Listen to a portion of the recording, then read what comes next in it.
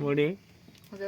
what is this सेलरोटी बनाइराख्नु सिलरोटीमा दुलो कसले बनायो निसाकोले खलनले बनायो है खतरा बनाउँछ है तिम्रो दिदीले त रोटी निसानी च्याम्पियन भइसक्यो नि मम्मीले सिकाएको पो त अनि यो नि दुध जस्तो उम्लिएको छ धेरै धेरै अन्त रोटी है दुध हाल्दै कि बाप रे बाप दुधमा मुसेको क्या त्यही भएर दुध जस्तो निस्किएको खै रोटी हेर त बुढी आमा ए बाप रे बाप कति धेरै बनाएको यत्रो रोटी सेलरोटी कति धेरै बना आमा कसले खान्छ त रे यत्रो रोटी है भोलि भाइले दिने नाम्रो नै भाइलाई दिने ओके सर सबैजना खानालाई हो सबैजना आज हजुरआमाको कहानी सुनेर बस्ने है गाइज गाइजहरू आउँछ हौ बाह्र हुन्छ मैले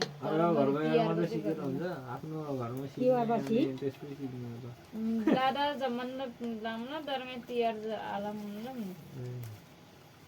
तिहारलाई यारी दाजु भन्दा हो माला पिनिदा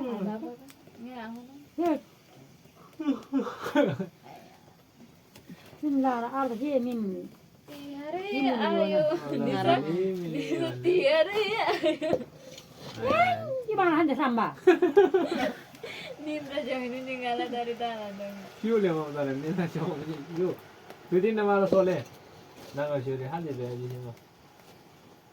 जब म तासे सुरु बिजा यो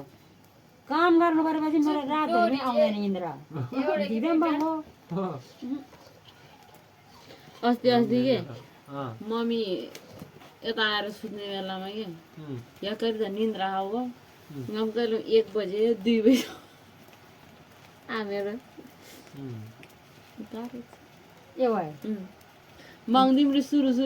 यार छ भने कान्दा यार जाउँ पो निर समेटले छ गामी ए कहिले 1 2 बजेमा ठिक नगरा दाम्बिल जे अनि ओले यार फुस मेरी 7 बजे आएर रेम छैन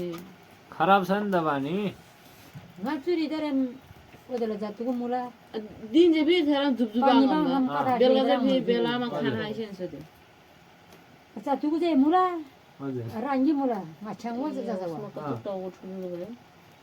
जातु जरक नाइजी बत्ती बाल राखेको छ धन्दा राजी र तिरी के धन्दा त बा मुन्दिन 11 12 बजे 1 बजे 2 बजेसम्म मेरो मुला फेरि नगरादा नि हो गाउँमा त्यति मात्रै सुत्छ म नत्र सुत्दैन मजा लोला दिमरी बत्ती यहाँ चाहिँ चोल नभए चाहिँ आसे भा पम्पटा ढोगुई चाहिँ हरा यसले दिने तिम्रो पाती पम्बा चिसोले खान न चिसो म चिसो हाल्दिनँ बुढा कहिले खाँदैन चिसो अनि पाती मलाई पनि पाती आउँछ मलाई को खायो भने त 1 घुटको भयो पुग्छ मलाई फेरि कस्तो मान्छे क्या त्यो पनि खाँदैन यो पनि खाँदैन खाएको जस्तो ज्ञान बनाउनु पर्यो नि त लाखे खानेकुरोसँग यसलाई म पकाउँछु भन्ने सूर्य खानुपर्छ हामी पो अब घट्ने बेला पुरा गर्छ तिमीहरू पुरा गर्छ रङ्गना रङ्गा माम सोल्के चिसो पाउँदा एउटा उन्दिप कि खाने रे डबल चरमसी अनि बगा सिङ्गल गिलासै छैन कि हो त्यो कचौरले नि त नि के भन्दा माथि माथि छ कि मास खाने नि थोरै थोरै अब के गर्ने त निन्द्रा त उडाउनु पर्यो आमा होइन अब के गर्ने म त निन्द्रे छु जिदिदा ngatam lau ti Bisa taruh ni juga. Kalau yo jenin Bisa mam. Yo bisa nahan ni. मलाई खाना नि गइदिनु गड्डी बनायो अब उ त्यस्तो अलि सानो यहाँ र दिदीले बनाएको यस्तो गड्डी जायो है सुरे पहिले म पहिला बनाऊ अनि लास्टमा तीनटा चाडा जोड्ने के है अभिसले दुईटा तीनटा माला यहाँ रोटिन सकिन्छ ल ठिक हो हुन्छ तपाईँ सुतम ल 12 बजे हैन बजे होला कति बजे अझै 12 बजेर 4 मिनेट गयो 12 बजे 4 पनि गयो ए 12:30 बजेर 30 पनि जान्छ 30 हैन भोलि भइसक्यो नि भोलि भइसक्यो अब नुनिलो नखाऊ होला त्यसै भोलि भइसक्यो ओइ तिमीहरु नखाए अब चिसोमा त खाने चिसोमा त खाने नखाए अब त के खानु मिलेन ओ यो कमसिङ त मै खानु पर्ला जस्तो अब खानै खानु अभिषेकलाई खान नमिल्ने भयो होइन पोल त यो राम्रोसँग उठेर नुहाइधुवाइ कस्तो तेलमा खानु हुँदैन क्या? गर्नुपर्ने बाङ्गर। साइडमा राख्न यसरी हाल्नु कुदेर मिलेर। ज्ञानेर हुँदा अनि उजुरी बाङ मम पारिल मैले खुइए उदो पनि होला नि त मामको उदो पनि पारिल मैले खुइए बाङ मम थाहा रहेन त। त्यो त यता आमालाई भने हो क्या आमातिर हो मामतिर चाहिँ अर्कै भने होला बाङ्गर आएर भएन। त्यो पत्ता त नहुन्छ। आम्दा चाहिँ बाङ मलाई हाम्रो पाहन मैले मेरो पाहन मार तोकमा हाम्रो मेन त थुप्रै है मेन आफू आमा र नगर फेरि त अब होइन सुदाना थाहा जानु बिउला नगर छोरी खाला सुबाल चाहिँ 12 बजिसक्यो जनकलो अब विदेशका होला 12-13 वर्ष रोटी पकाइरहेको अवस्था पाहन मार जाल र जनक दाइला 12-13 वर्ष बच्चाहरूको लागि रमाइलो हो ठुलोहरूको लागि चाहिँ दुःख कष्ट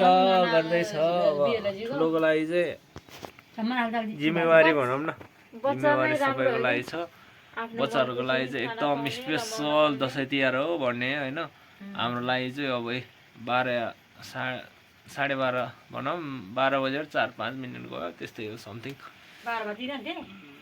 यस्तै छ गर्नु पर्यो नि त होइन निन्द्रा सिन्द्रा अब उडाइदिने अब भोलिको लागि तयारी गर्नु पर्यो नि त भोलि टिकाको दिन छ टिकाको दिनको लागि त अब तयारी गर्नै पर्यो नि त हामीले हजुरआमाको कुरो 9-10 बजीसम्म आमा हजुरआमाको पालामा अहिले त 12-1 बज्यो त हजुरआमा तपाईँको पालीमा त 9-10 बजीसम्म रहेछ नातिनीहरूको पालीमा त 12-1 बज्यो त हजुर यति पनि फेरि 8 बजी पोले हो नि त चाँडै पोले चाँडो हुँदैन नि 8 साढे 8 भइसक्यो रोटी पोल्न सुरु 8:30 बजीदेखि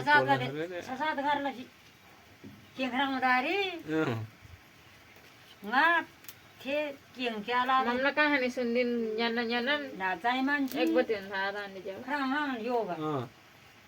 राख्छ यहाँ रोटी पोल्नु भने त राम्रो कहानी गाई छ सुनेर बहुत गाह्रो छ यहाँ मेरो साली नानी चाहिँ यहाँ पुरा माला बुन्नेमा व्यस्त छ ल भाइहरूको लागि दादाहरूको लागि शान्तिले सबै भइरहेछ। सट्टन लाउला कान छ चोटरी तुङ चोटरी काठमाडौँमा गेला अन्डा दाइको अम्लेट जस्ट इन्जोय तपाईँलाई त्यो त्यतिखेर मलाई सिरी होइन के लेखेको छ मेरो निधारमा हेर्नु यहाँ निधारै अब 1 महिना चामल अहिले 1 महिना होइन 2 महिना हजुर हजुरआमाले कहाँसम्म पुऱ्याइदियो अरे हजुरआमा बजारमै हराउँछ भनेर बजारसम्म पुऱ्याइदिएको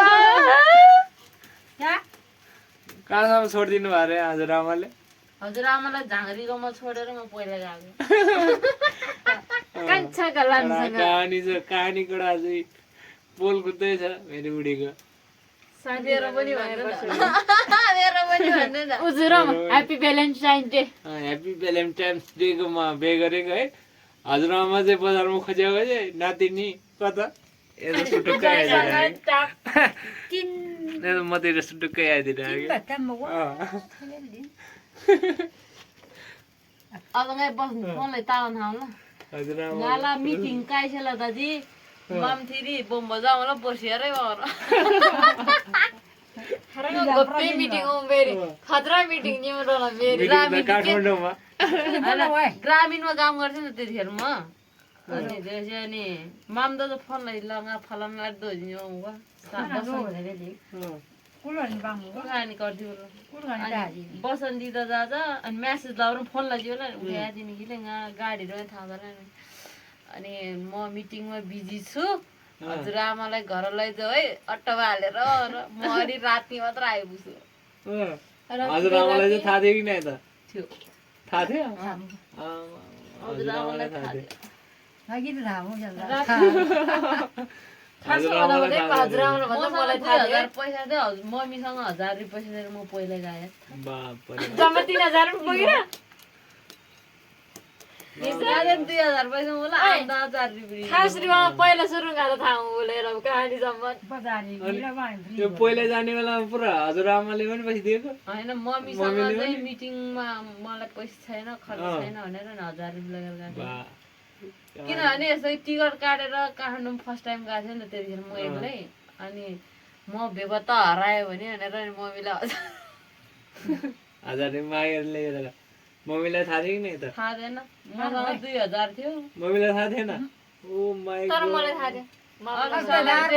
अभिषालाई चाहिँ थाहा थियो फेरि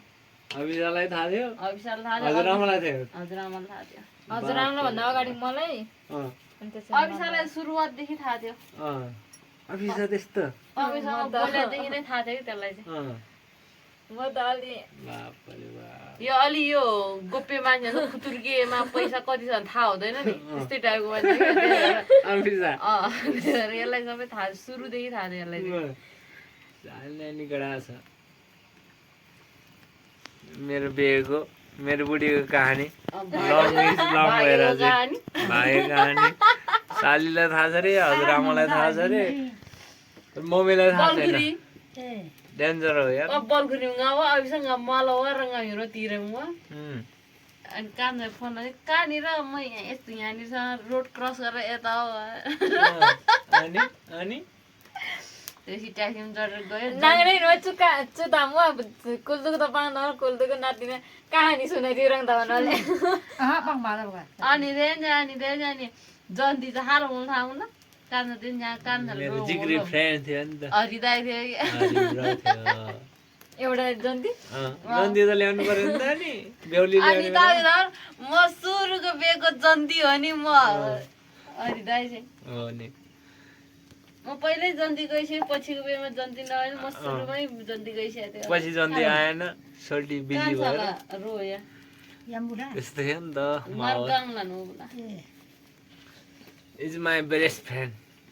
अहिले ऊ आफ्नो बिजीमा छ म आफ्नो बिजीमा भएर जस्ट त्यही भएर हो अब यस्तै हो अब ठुलो हुँदै गएपछि चाहिँ बेस्ट फ्रेन्डहरू चाहिँ अब